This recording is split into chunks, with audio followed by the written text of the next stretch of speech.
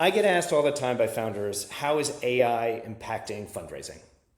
And my answer to them has been, it's kind of a two-part answer. There's a boring part of the answer and a profound part of the answer. The boring one is hot sectors have always captured the lion's share of imagination, capital, valuations, headlines, and AI is just doing it louder. Total venture funding actually in 2025 is up, the highest it's been since 2022, but deal count is down. And AI alone took more than half of the global funding. So basically said, the largest, most famous AI companies are taking a gigantic amount of capital, Anthropic, OpenAI, a string of others you've all read about, Cursor, Replit, etc. And all the others, particularly non-AI companies, are having a harder time than they've had in the past.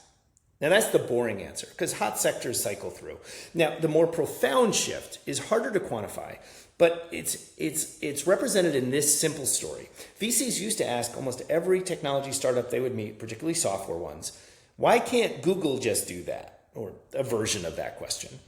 And they were just testing kind of the analytical thinking and the thinking about moat of the founder, but they didn't really believe the question.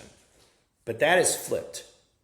Now, the default assumption of venture is that OpenAI, Anthropic, Google will feature expand until most early stage AI companies they meet are worthless. The burden of proof is flipped. It's no longer just a light test. Now VCs want the moats to be demonstrated early, not just theorized.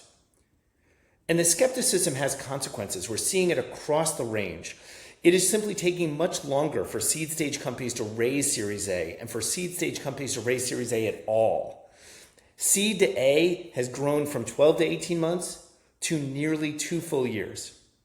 And the likelihood of going from seed to A has gone from basically a 50-50 proposition to 38% in the most recent data. And last but not least, the thing that founders often ask me is like, what's the burden of proof? What is the traction I need to hit to even raise Series A?